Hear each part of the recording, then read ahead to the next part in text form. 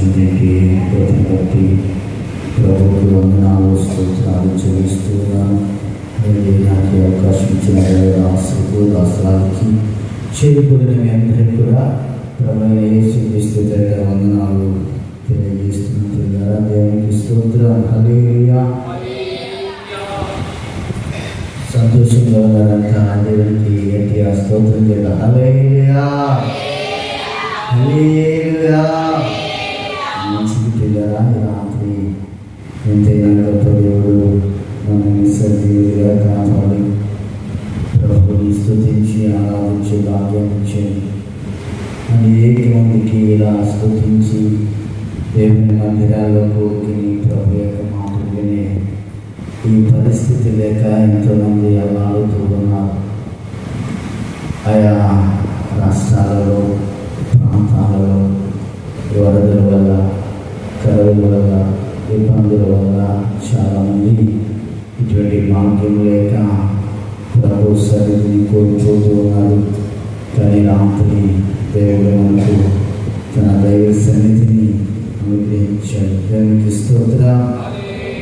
హల్లెలూయా. పిల్లరా,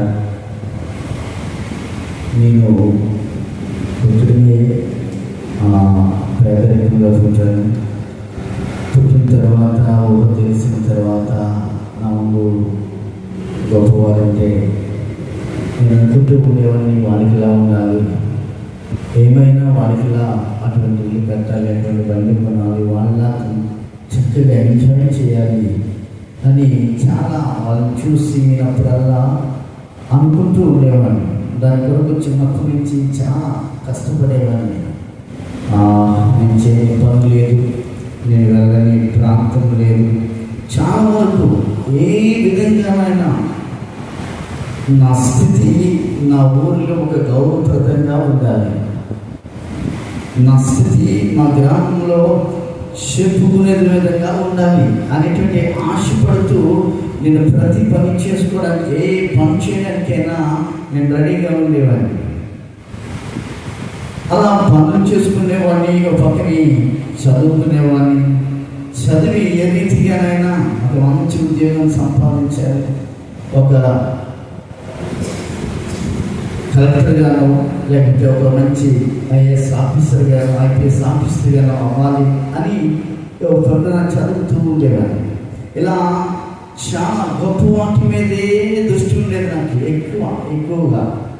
ఏ విధంగానైనా ఒక రోజుకి నేను ఒక ఉన్నతమైన స్థితిలో ఉండాలని ఆశపడేటువంటి వ్యక్తిని. కానీ నేను ఎంతకైతే ఆశపడుతూ ఉండేవాడో అంతగా దిగజారిపోతూ ఉండేవాడు. ఏ పని చేసినా, ఏ పనికి వెళ్ళినా, ఏ దేనిలో చేరినా అంత అపజయము, నిరాశ, నిస్పృహలే ఉండేవి. నేను అనుకుంటూ ఉండేది, ఎందుకు ఊరి జీవితం, ఎంత కష్టపడుతున్నా, ఏమి చేస్తున్నా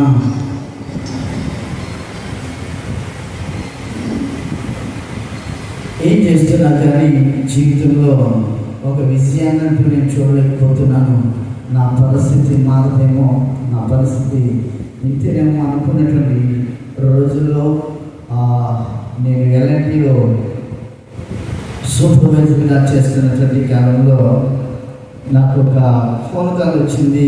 అది కువైట్ నుండి ఫోన్ కాల్ వచ్చి ఇలా కువైట్ వెళ్ళడానికి అవకాశం ఉంది, వెళ్తామంటే నేను కూడా అవకాశాల కొరకు ఎదురు చూస్తున్నాను. కాబట్టి అయ్యా నేను తప్పకుండా వెళ్తానని నేను కువైట్ వెళ్ళడం జరిగింది.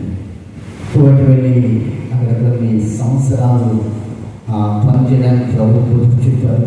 అయితే పిల్లరా, అక్కడ కూడా నా యొక్క లెక్కలు ఎలా ఉన్నాయంటే, ఈ సంవత్సరానికి నాకు ఎంత వస్తుంది, ఇంకో 2 సంవత్సరాలకి ఎంత వస్తుంది, దీన్ని పట్టుకెళ్ళి ఫలాన్ని చేయాలి, ఈ డబ్బుకి అది చేయాలి, ఇది చేయాలి, ఇది కొనాలి, అది కొనాలి అని చాలా ఆతృత పడుతున్నటువంటి సమయంలో ఇక నాకు ఒక మార్గం దొరికింది. నేను గొప్పవాడైపోవడానికి, నేను చిన్నప్పటి నుండి కన్న కలలు నెరవేరడానికి ఒక దారి దొరికింది.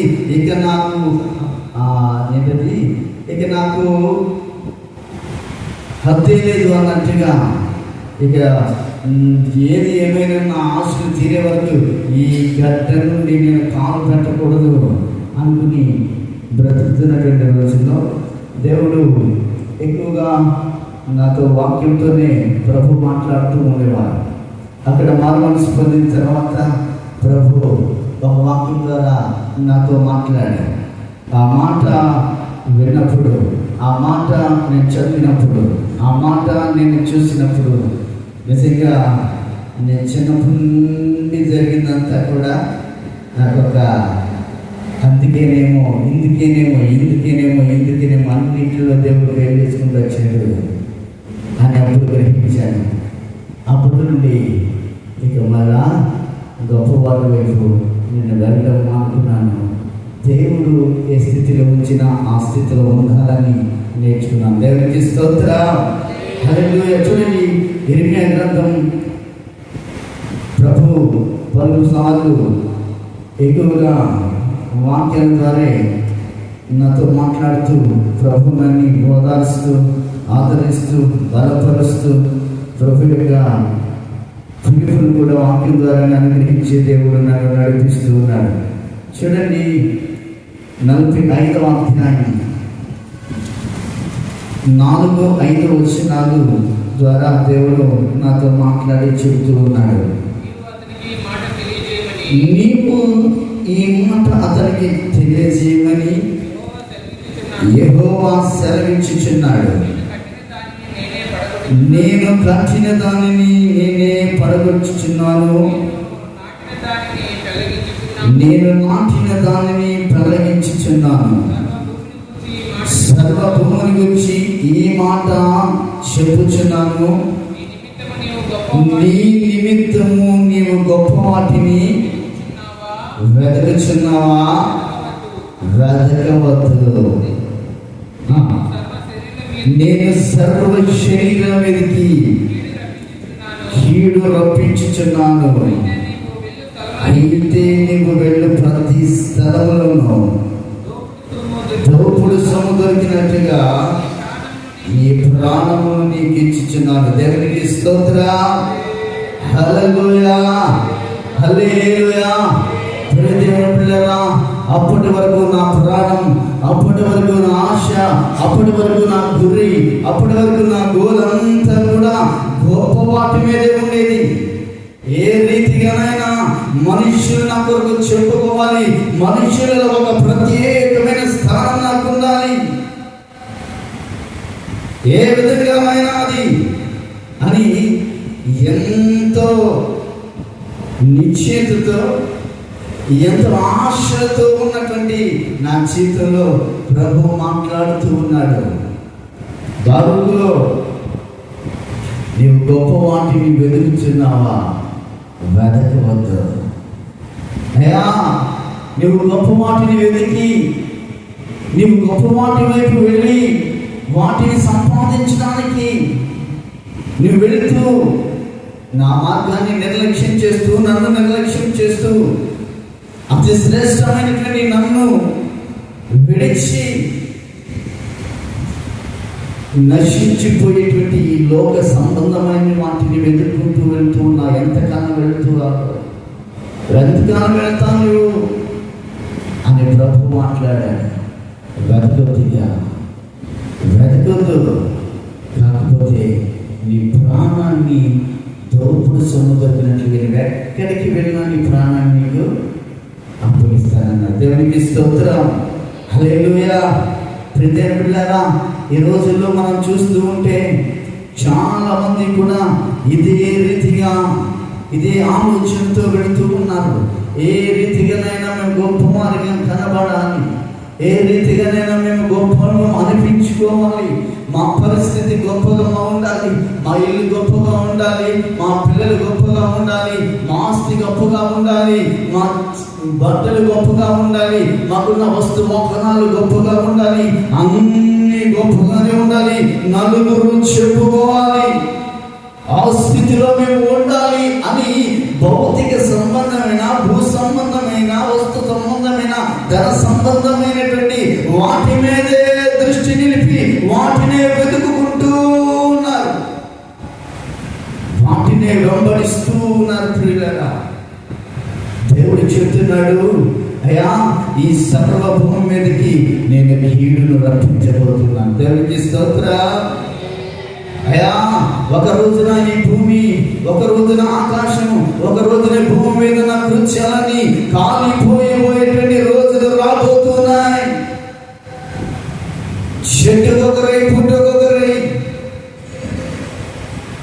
భయంకరమైనటువంటి దేవుని ఉగ్రత ఈ భూమి మీదకి రాబోతూ ఉంటుండగా ఇంకా ఇంకా ఇంకా మెలుగువలేని స్థితిలో, ఇంకా ఇంకా దేవుని ఎరుగని స్థితిలో, ఇంకా ఇంకా దేవునిలో బలపడలేని స్థితిలో, ఇంకా ఇంకా దేవుడు పసి పిల్లలాగానే బ్రతుకుతూ ఉన్నారు.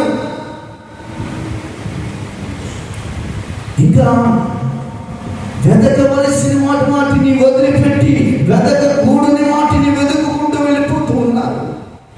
ఎందుకంటే శత్రువుని సాతాను యేసు ప్రభు దగ్గరికి వచ్చి చెబుతున్నాడు, అయ్యా ఇదిగో ఈ ప్రపంచాన్ని చూడు, ఈ భూలోకాన్ని చూడు, ఎంత వైభవంగా ఉంది, ఎంత అందంగా ఉంది, ఎంత రమ్యంగా ఉంది, ఎంత ఐశ్వర్యంగా ఉంది, ఎంత విలాసవంతంగా ఉంది. చక్కగా లేదు, చూసావా ఎంత బాగుందో. ఇదంతా నా అధీనంలో ఉంది. ఒక్కసారి నీవు నా పాదానికి మొక్కితే ఇదంతా నీకు ఇచ్చేస్తాను. స్తోత్రం. హల్లెలూయా. ఏమన్నాడమ్మా? ఈ లోక మహిమంతా నీకు ఇచ్చేస్తాను. నువ్వేం చేయలేదు, ఒకటే ఒక చిన్న పనే, జస్ట్ నా పాదాలకి మొక్కాలి. ఒక్కసారి మొక్కు, మొత్తం ఇచ్చేస్తాను. అయ్యా యేసు ప్రభు సృష్టించినటువంటి సృష్టిని, యేసు ప్రభు కలిగజేసిన ఈ సృష్టిని వాడిస్తే తీసుకుంటాడా? వాడికి మొక్కడానికి వచ్చాడా యేసయ్య? వాడిని చిత్త కొట్టడానికి రాలా, వాడిని తొక్కడానికి రాలా. స్తోత్ర. వెనుక ప్రీతి ఏం పెట్టారా? దేవునికే వాడు బలమిస్తున్నాడంటే ఐశ్వర్యం కొరకు, మరి దుమ్మి ధూళి బూడిది లాంటి మనకి ఇస్తారా? మనం తప్పించడా? సులువుగా తప్పించగలడు సాతాను. అయ్యా ఇది కాదురా బాబు, ఇది చూడు, అది కాదురా అది చూడు, వాక్యం వద్దు, మందిరం వద్దు, పరిచర్య వద్దు, సేవ వద్దు, దేవుని మార్గం వద్దు, దేవుని గురించిన జ్ఞానం వద్దు, దేవుని ఆరాధన వద్దు, దేవుని స్థుతి వద్దు. ఇదిగో లోకం చూడు ఎంత రమ్యంగా కనపడుతుందో, వాళ్ళు చూడు ఎంత బాగుగా కనపడుతున్నారు, ఎంత ఉన్నత స్థితిలో వాళ్ళు ఉంటున్నారో. చూసావా ఎంత మంచి చీరగట్టు ఉందో? చూసావా ఎంత మంచి టీవీ కొనుక్కున్నారో? చూసావా ఎంత మంచి బీరువా కొనుక్కున్నారో? చూసావా వాళ్ళు ఎంత బాగా వంటలు తింటున్నారో? చూసావా? ఇవే నీకు చేయబడుతూ ఉంటాడు సాతాను గాడు. చూడవలసిన దానిని చూడకుండా నీ దృష్టిని మలచడానికి సాతానుడు ఎన్నైనా ప్రయత్నం చేస్తా ఉంటాడు.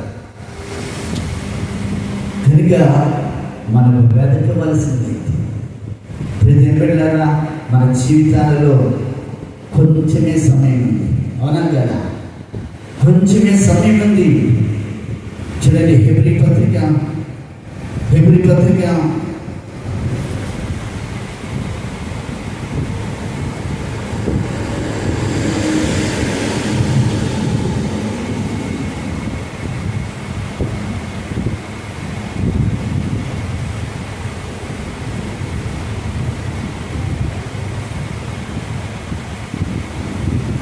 స్తోత్రం. హల్లెలూయా.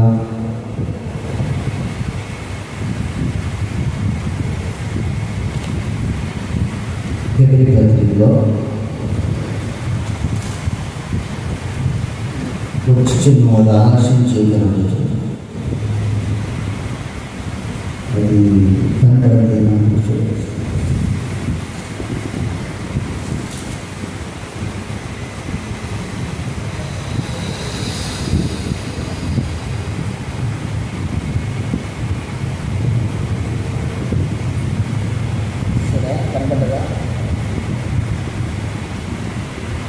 వచ్చుచున్నవాడు ఆలస్యం చేయగా వచ్చుచున్నాడని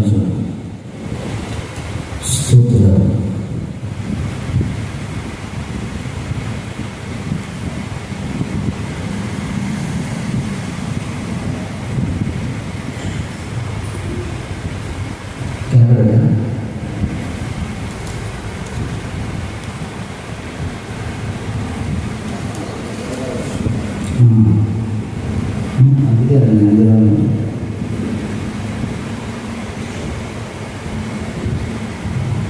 వచ్చుచున్నవాడు ఆలస్యం చేయవచ్చు. స్తోత్రం. హల్లెలూయా. సరే చూడండి, దేవుని యొక్క సన్నిధిలో కూడుతున్నటువంటి మనం దేవుని యొక్క సన్నిధిలో దేవుని యొక్క బిడ్డలంగా హాజరవుతున్నటువంటి మన జీవితాల్లో సమయం కొంచెంగానే ఉంది అనేటువంటి విషయాలు లేఖనాలు స్పష్టంగా తెలియజేస్తూ ఉన్నాయి. అయితే మన యొక్క జీవితాలు ఏది వెతకాలి, ఏది వెతకకూడదు అనేటువంటి విషయాన్ని మాత్రం తెలుసుకోలేనటువంటి పసిబిడ్డల వలెనే ఉంటూ ఉన్నాం. అయితే దేవుని యొక్క వాక్యం చెప్తుంది, మనం ఏది వెతికితే మనం మన జీవితాన్ని దేవుని దగ్గర గడపగలమో దేవుని యొక్క వాక్యం చెప్తుంది. చూడండి, కొలస్సీలకు రాసిన పత్రిక 3వ అధ్యాయం 1వ వచనాన్ని ఒకసారి చదివితే మనకు అక్కడిక్కడ కనబడుతూ ఉంటుంది. చూడండి, కొలస్సీలకు రాసిన పత్రిక 3వ అధ్యాయం 1వ వచనాన్ని చదువుతాం. మీరు క్రీస్తుతో కూడా లేపబడిన వారైతే పైనున్న వాటినే వెతకండి. దేవునికి స్తోత్రం. హల్లెలూయా. కొలస్సీ సంఘానికి అపోస్తలుడైన పౌలు గారు రాస్తూ ఉన్నాడు, ప్రియులారా, మీరు క్రీస్తుతో కూడా లేపబడిన వారైతే ఎవరితో కూడా ఎవరితో కూడా క్రీస్తుతో కూడా మీరు లేపబడితే కనుక మీరు దీని వెతకారట. ఏం వెతకారమ్మా చెప్పాలి నాకు పట్ల. ఏం వెతకాలే? ఏ వాటిని? పైనున్న వాటిని వెతకండి. అంటే అర్థం కిందున్న వాటిని కాదనే కదా అర్థం. భూ సంబంధమైన వాటిని కాదనే కదా అర్థం. పిల్లరా, పౌలు గారు చెప్తున్నారు తన సంఘస్థులకి, కొలస్సీ సంఘానికి రాస్తూ ఉన్నాడు, మీరు లేపబడ్డారు అంటే కనుక ఎక్కడికి వెతకాలి? ఇక మీకు లేపబడ్డారంటే ఇక భూ సంబంధమైన వాటితో సంబంధం లేదు. మీరు భూ సంబంధమైన మనుషులు కాదు. ఒక రోజున మీరు బాప్తిసం తీసుకున్నప్పుడు, రక్షణలోకి వచ్చినప్పుడు, దేవుని అంగీకరించినప్పుడు, దేవుని బిడ్డలుగా రక్షణ ముద్ర మీరు పొందుకున్నప్పుడు ఇక ఈ లోక సంబంధమైన ప్రతి దాని నుండి మీరు విమోచించబడ్డారు. హల్లెలూయా. మీ సంబంధాలు, లోక సంబంధమైన ప్రతి సంబంధం తెగిపోయింది. మీరు దేవుని బిడ్డలుగా పరలోకం ఉన్న విషయాన్ని మాత్రమే వెతకాలి.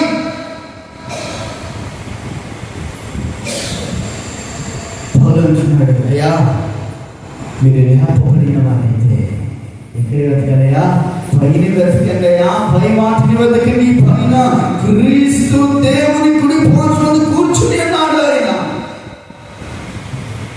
అంతేగాని ఈ లోకంలో గొప్ప వాటి వరకు వెతికి ఈ భూ సంబంధమైనటువంటి విషయాల మీద మనస్సుంచుకుని ఇదిగో పర సంబంధంలో జరగబోతున్నటువంటి ఆ పెళ్లి విందుకు వెళ్ళేటువంటి అర్హత కోల్పోతూ ఉన్నాను. చాలా ఈ రోజున భక్తి చేస్తున్నాం, ఈ రోజున దేవుని బిడ్డలుగా ఉంటున్నాం, ఈ రోజున ఒక మందిర సంబంధంగా ఉంటున్నాం, ఈ రోజున దేవుని ఆలయంలో ఆదివారం కనబడుతున్నాం. అంటే అర్థమేంటో తెలుసా? మీరు దేవుని బిడ్డలు అని, దేవునికి సంబంధించిన వారు అని, దేవుని రక్తం చేత కడగబడిన వారు అని. అటువంటి కడగబడిన మీరు ఇంకా లోక సంబంధమైనటువంటి గొప్ప వాటిని వెతుక్కుంటూ వెళ్ళిపోతూ ఉంటే, కుటుంబ సంబంధమైన వాటిని వెతుక్కుంటూ వెళ్ళిపోతుంటే, ధన సంబంధమైన వాటిని వెతుక్కుంటూ వెళ్ళిపోతుంటే, ఇదిగో పరలోకంలో ఉన్నటువంటి విషయాల కొరకు నువ్వు ఎప్పుడు వెతుకుతావు? పరలోకంలో జరగబోయేటువంటి విషయాల గురించి ఎప్పుడు వెతుకుతావు? నీవు ఎప్పుడు తెలుసుకుంటావు? పరలోక విషయాలు, జరగబోయే విషయాలు ఎప్పుడు నేర్చుకుంటావు? భవిష్యత్తు ఎలా ఉంటుందో, ఈ భవిష్యత్తు ఎలా ఉంటుందో, ఈ ప్రపంచ భవిష్యత్తు ఎలా ఉంటుందో, చనిపోయిన తర్వాత మన పరిస్థితి ఏంటో, లేదా దేవుడు రాకడ వచ్చినప్పుడు మన పరిస్థితి ఏంటో, ఇవన్నీ విషయాన్ని నీవు ఎప్పుడు నేర్చుకుంటావు? ఎంతసేపు మన జీవితంలో లోక సంబంధమైన వాటిని వెతుక్కుంటూ వెళ్ళొద్దు. చెప్తున్నాడు, అయ్యా నువ్వు గొప్ప మాటిని వెతుకుతున్నావా? వెతకవద్దు. ఎందుకు వెతకూడదయ్యా? ఇవన్నీ నశించిపోతాయి రబ్బాయ్, ఇవన్నీ కాలిపోతాయి రబ్బాయ్, ఇవన్నీ కూలిపోతాయి రబ్బాయ్. వీటన్నిటిని విడిచిపెట్టవలసినది ఒక రోజు, ఒక గడియ మీకు రాబోతుంది. అప్పుడు ఏం చేస్తాం? ఆ రోజున యేసయ్య ఒక్కడే కనపడతాడు. ఇక ఏం కనపడదు మనకి. ప్రియులరా, మనం వెతకవలసింది ఎక్కడయ్యా అంటే కనుక ఇదిగో పర సంబంధమైన విషయాన్ని, దేవుని సంబంధమైన విషయాన్ని, రక్షణ సంబంధమైన విషయాన్ని, పరిశుద్ధ సంబంధమైన విషయాన్ని, వాక్య సంబంధమైన విషయాన్ని మనం వెతుకుతూ ఉండాలి తప్ప ఈ లోక సంబంధ విషయాలు వెతుకుంటూ వెళ్తే ఒక రోజున మనం భంగపడతాం, ఒక రోజున మనం మోసపోతాం, ఒక రోజున అంగలార్చవలసి వస్తుంది, ఒక రోజున రోధించవలసి వస్తుంది, ఒక రోజున రొమ్ములు కొట్టుకుని, రొమ్ములు మాపుకుని, అయ్యో ఆ రోజు నిర్లక్ష్యం చేసామే, అయ్యో ఆ రోజున మేము పెడచెవిని పెట్టామే అని ఏడ్చే ఆ పరిస్థితి మనకు రాకుండా ఇప్పుడే వెలుగు పడితే మంచిది. దేవుని వాక్యం మనకు హెచ్చరిస్తుంది, అయ్యా మీరు క్రీస్తుతో కూడా లేపబడిన వారైతే, లేపబడ్డారు అంటే కనుక మొదటిగా మీరు ఏమవ్వాలి? ఏమవ్వాలమ్మా? సమాధి చేయబడాలి. స్తోత్ర. మీరు సమాధి చేయబడాలంటే ఏమవ్వాలి? మొదటిగా ఎవరిని సమాధి చేయాలి? బతుకున్నాను తీసుకెళ్ళి కూతురు పెట్టారనుకో ఏమవుతుంది? ఒప్పుకుంటారా? మరి ఆయన కూతురు పెట్టారంటే ఏమవ్వాలాడు? వాడు చావాలా, వాడు చచ్చిపోతేనే గోతులు పెట్టగలం, వాడు బ్రతికుండగా గోతులు పెట్టడం అసాధ్యం. అంటే ఈ లోకంలో, ఈ లోక సంబంధ విషయాలలో నీవు చస్తేనే నిన్ను పాత కట్టగలం. ఈ లోకంలో నువ్వు చస్తేనే శారీరకంగా, ఈ లోక సంబంధ ప్రతి విషయంలో నువ్వు చనిపోతేనే నిన్ను గోతులు పెట్టగలం తప్ప ప్రతినిధిగా నీకున్న ఆశలు ఉంటూ, నీకున్నటువంటి ఆ ఆలోచనలు వెళ్ళిపోతూ ఉంటే నిన్నెక్కడ గోతులు పెట్టగలం? నువ్వు రావు. కనుక ప్రియులరా, మనం లోక సంబంధంగా మరణించినట్లయితే, మన అవయవాన్ని లోక సంబంధమైన విషయానికి అప్పగించుకున్న వాటిని చంపివేస్తే అప్పుడు నీవు సమాధి చేయబడతావు. సమాధి చేయబడిన నీవు క్రీస్తుతో కూడా లేపబడతావు. ఆమేన్. హల్లెలూయా, హల్లెలూయా. కనుక ప్రియులరా, మన జీవితంలో ఏది ముఖ్యం? ఏది ముఖ్యం? పైనున్న వాటిని వెతకడమే ముఖ్యం. హల్లెలూయా. ఒక రోజు కాబట్టి 10 వెండి నాణ్యాలు ఉన్నాయట. ఆ వెండి నాణ్యంలో ఒక నాణ్యాన్ని ఆమె పోగొట్టుకుంటే ఆమె ఎలా వెతికింది? ఎలా వెతికింది చెప్పాలి అమ్మా? మీకున్న చేదేవో లేకపోతే ముగ్గురో లేకపోతే ఏదో చైనా మీ ఇంట్లో పడిపోయింది, కనబడట్లేదు. ఏం చేస్తారమ్మా? ఏం చేస్తారు? చెప్పాలి. ఏం చేస్తారా? ఏం చేస్తారు చెప్పండి సార్. ఇంక అసలు పొరుపు, మంచం, బీరువా, సెల్ఫ్లో ఏమైనా అస్సలు ఉంటాయా? మొత్తం బట్టలన్నీ బయటకు వచ్చేస్తాయి కదా. ఎందుకు? అమ్మో ఇంత బంగారం ముక్క పోయింది కాబట్టి కదా. మరి చాలా విషయాల్లో, ఆధ్యాత్మికమైనటువంటి విషయాల్లో ఎన్నిటిని పోగొట్టుకుంటున్నావు ఒకసారి ఆలోచించి. ఎన్ని విషయాన్ని నువ్వు పోగొట్టుకున్నావు. ప్రార్థన విషయంలో ఎంత పోగొట్టుకున్నావు, వాక్య విషయం ఎంత పోగొట్టుకున్నావు, పరిచర్య విషయం ఎంత పోగొట్టుకున్నావు, పరిశుద్ధత విషయంలో ఎంత పోగొట్టుకున్నాం. వీటిని ఎప్పుడైనా వెతకాలని ఆలోచన వచ్చిందా నీకు? రక్షణ పొందిన కొత్తలో దేవునితో నీ సహవాసం ఎలా ఉంది? దేవుడంటే ఎంత ప్రేమ ఉండేది. ఆ ప్రేమ ఇప్పుడు ఉంటుందా నీకు? ఆ భయం ఇప్పుడు ఉంటుందా నీకు? ఆ భక్తి ఇప్పుడు ఉంటుందా నీకు? ఏమైపోయాయి? ఎగిరిపోయాయి. చూడండి, ఒక్క మాట చూపిస్తాను ఏమైందో మన భక్తి, మన యొక్క భయం, మన యొక్క పరిస్థితి ఏమైపోయో ఒకసారి చూపిస్తాడు. ఎలా అయిపోయో చూపిస్తాడు. హోషేయ గ్రంథం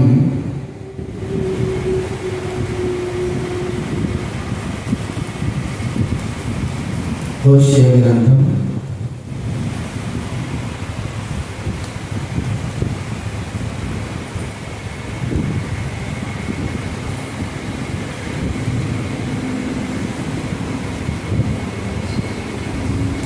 తీసేదమ్మా. ఎన్ని పేజీ? 700.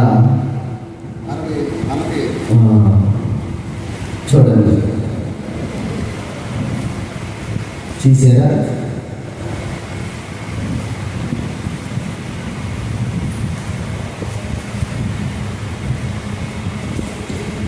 ఆరవ అధ్యాయం 4వ వచనంలో ఆ మాట, ఎఫ్రాయిము నిన్ను నేనేమి చేతును, యూదా నేనేమి చేతును, తెల్లవారగానే కనబడు మేఘము ఎగిరిపోనట్లు ప్రాతకాలన పొడవంచు ఆగిపోనట్లును మీ భక్తి. ఎలా అంటామా? పొద్దున్నే ఎగిరిపోయే మేఘం కనబడకుండా మాయమైపోయే మంచులా మీ భక్తి నిలవకపోను అంటున్నారు కదా. ఇలా లేదా మన భక్తి జీవితం? ఇలా లేదా మన ప్రార్థనా జీవితం? ఇలా లేదా మన పరిశుద్ధ జీవితం? ఒకసారి ఆలోచన చేసి మీరు ప్రశ్న వేసుకోండి. నేను ఏం వెతుకుతున్నాను లోకంలో నాకు నిత్య జీవాన్ని కలుగజేయలేటువంటి దేవుని వెతుకుతున్నానా, లేకపోతే ఈ లోక సంబంధమైనటువంటి ఈ లోకంలో నేను విడిచి వెళ్ళిపోవలసినటువంటి వాటిని నేను వెతుకుతున్నానా? ఇరిమియా గ్రంథంలో బారూకుతో చెప్తున్నాడు, బారూకు నీవు గొప్ప వాటిని వెతుకుతున్నావా? ఈ లోక సంబంధమైన వాటిని వెతుకుతున్నావా? వెతకవద్దు. నీవు వెతకవలసింది గొప్ప సంబంధమైన దేవుని స్తోత్ర. హల్లెలూయా. కనుక కళ్ళు మూసుకొని మనం ప్రార్థన చేసుకుందాం. ఈ లోకంలో మనం ఏం వెతుకుతూ ఉన్నాం? నువ్వు ఏం వెతుకుతూ ఉన్నావు? ఆమె పోయిన నాణ్యాన్ని శ్రద్ధగా తుడిచి వెతికి దాన్ని పట్టుకుంది, సంతోషిస్తూ చెబుతుంది, పోయిన నా నాణ్యం దొరుకుతుంది.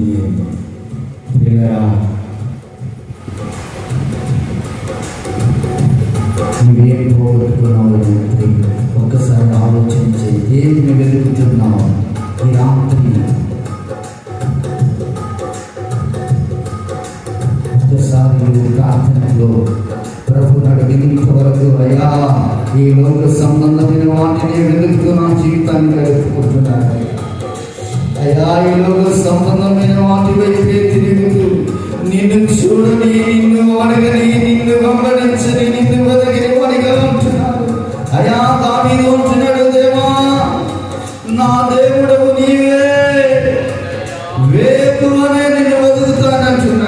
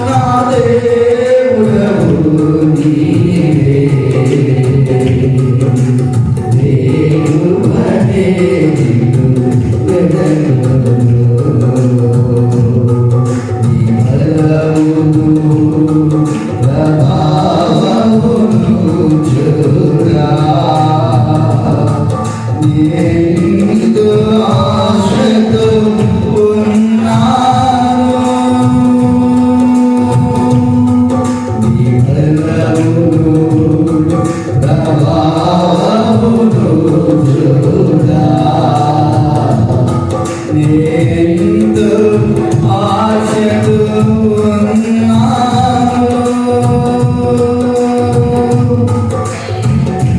దేవా నా దేవుడవు నీవే దేవుడనే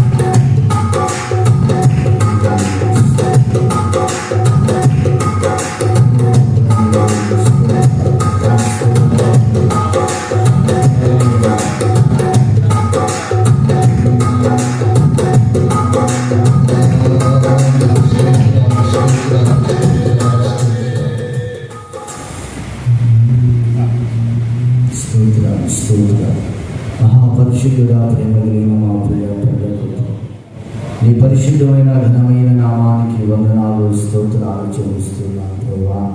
ఈ రాత్రికాల సన్నిధిలో నీ పాద సన్నిధిలో చేరి ఇంతవరకు నీ ఘనమైన నామాన్ని స్తుతించి ఆరాధించి ప్రార్థించి నీ శ్రేష్టమైనటువంటి వాక్య వినడానికి కృప చూపిన యేసయ్యా నీకు వందనాలు స్తోత్రాలు. నీ మాటలను మేమందరము కూడా నీ నీ వాక్య ప్రకారంగా నడిచేటువంటి కృపనివ్వండి ప్రభువా.